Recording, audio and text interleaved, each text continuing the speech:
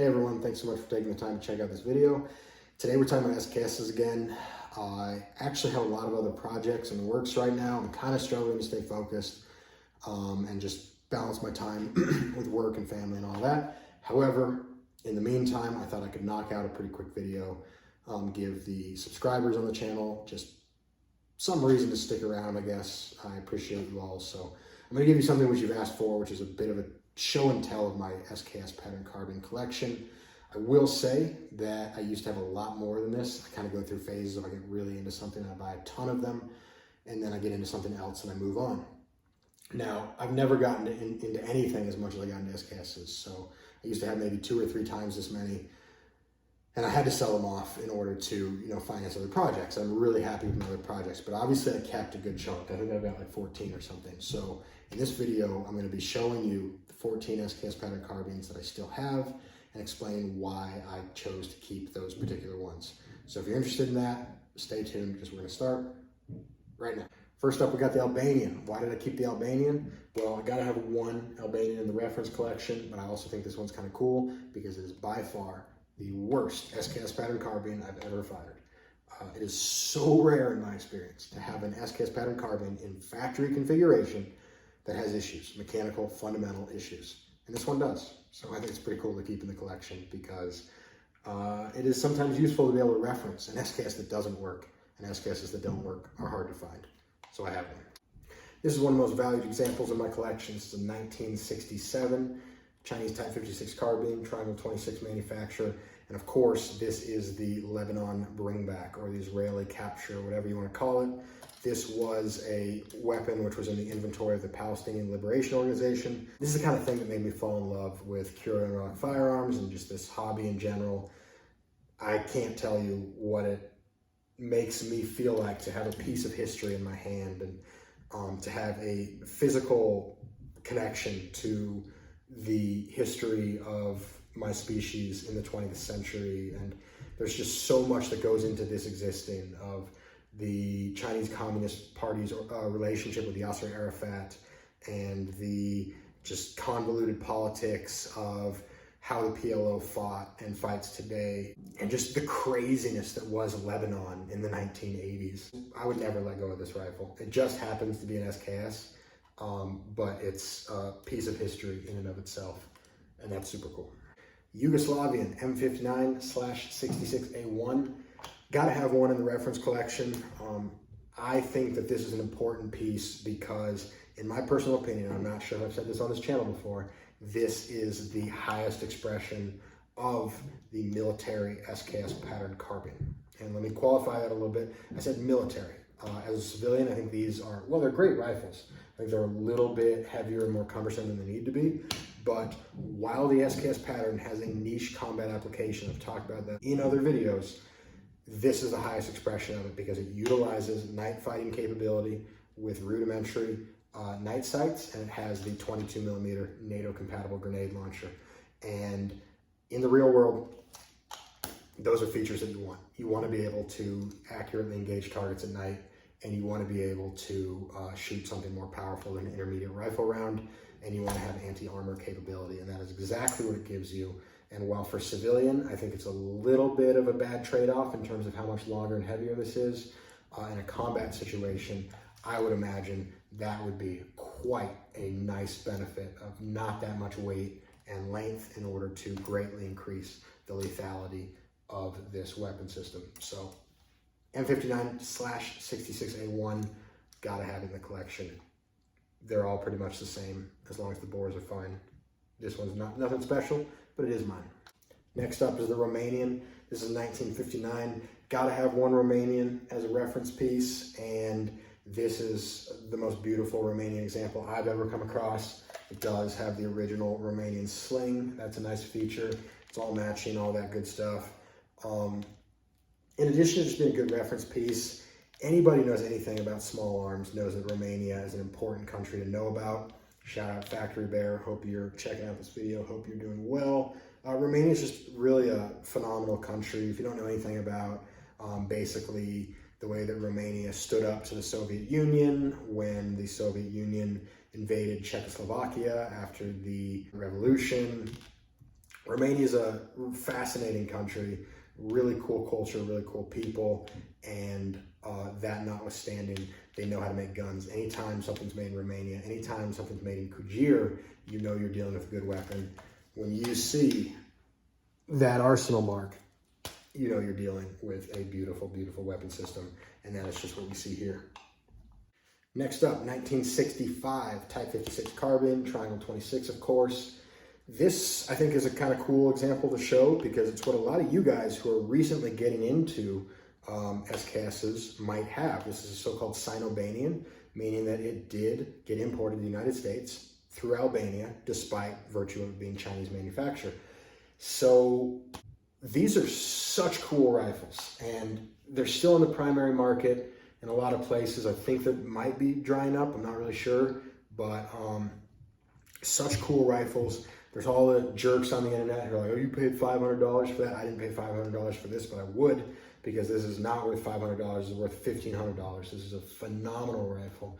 It's, in addition to being well built, highly functional, built like a tank. It's just got so much soul. That wood, that patina. I mean, this one's got a great bore. That goes a long way. But this thing is everything that you want in an SKS. This is a war horse. I mean, it probably hasn't actually gone to war, given that it was in Albania, but might have, you never know. But it's certainly seen a lot of real world use. The action is smooth like glass. You can't ask for much more in your hands than a well-worn but functionally rock solid Type 56 carbine.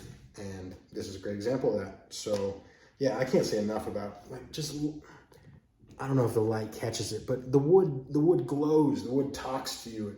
You can smell the history. And yeah, so if you haven't bought one of these, I would, and I don't plan to get rid of mine. So buy it as when you can, because I'm not gonna sell you mine. Here's my 1959 letter series, Type 56 carbine, triangle 26, of course. Not a lot to say about this one except for it's a letter series, and the letter series is pretty cool and pretty collectible. So obviously the Chinese Type 56 carbines are my personal favorite, and I think empirically the most interesting of the SKS pattern carbine variants. So I have more of them than anything else, and this is an essential piece of a Type 56 carbine collection. It is a 1959 or 1960 letter variant, and this one's mine. Here we got the Yugo M59. These are kind of rare in the US, and they are super good rifles, I think. I like the M59 for a few reasons. Good reference piece, but I also don't think I've said this on camera before, I think this is the nicest quality SKS pattern carbine I've ever seen. I think the milling on this is second to none. Let's try to get you in there. I just think that the quality of the early Yugos is the best that ever was. You're free to disagree, but keep in mind that I have developed that opinion through no shortage of hands-on experience. So hopefully, if you disagree with me, that opinion is also informed by hands-on experience, because otherwise I will not take you seriously. Yeah, super cool. Not chrome lined. However, this one does have a good bore. It was not abused with corrosive ammunition. And now that it's safe in my hands firing non-corrosive ammo, it is an absolute tack driver. This is probably the most accurate SKS pattern carbine I've ever owned. So, not just the nicest made, but also the most accurate. Funny how that looks. 1988 commercial conventional carbine. I don't know what to say about this one except for this whole video is about why I didn't get rid of it. I'll say this, if I had to get rid of one of these, sorry buddy, this one's the one to go. It is really interesting. It is made of a really goofy amalgamation of Chinese parts. This is not a Type 56 carbine.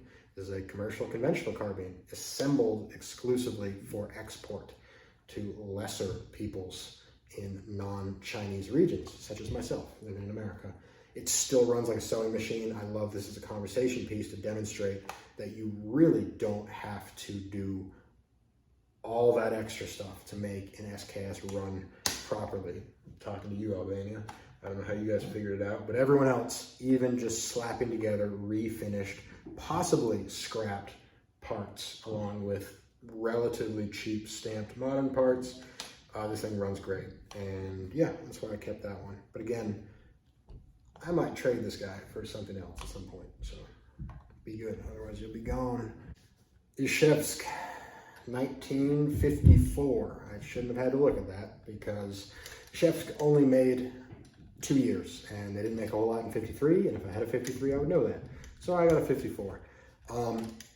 I'll say I kept this one because, again, reference. You get a common theme here. I maintained a bare minimum reference collection, but I would never get rid of this one because, for one, as a fan of Soviet small arms, Izhevsk is an iconic, really important factory in terms of world small arms production.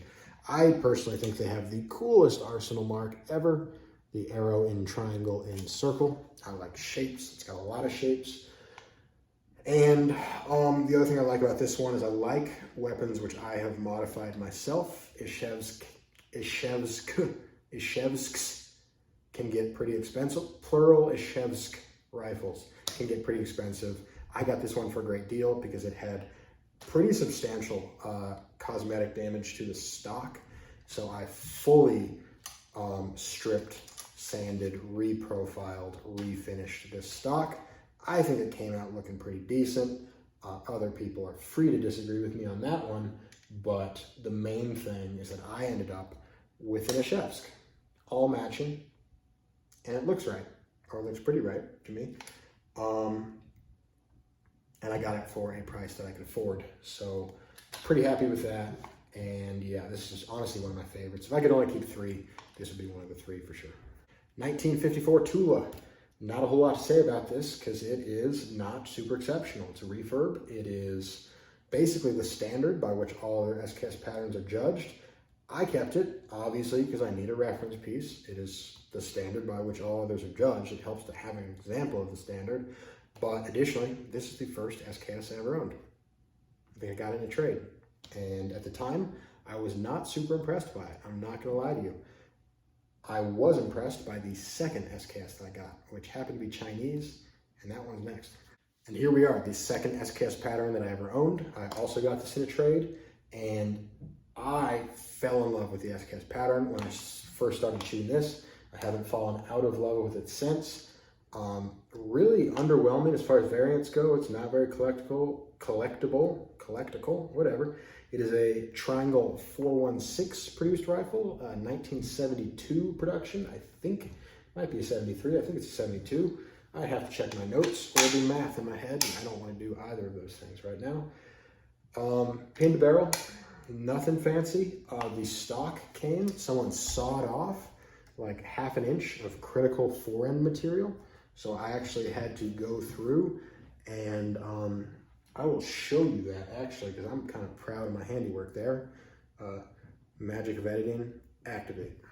All right, so you can see here that I took a piece of oak and I cut it, bolted it on, and I used a hand file to shape it out so it once again properly interfaces and works.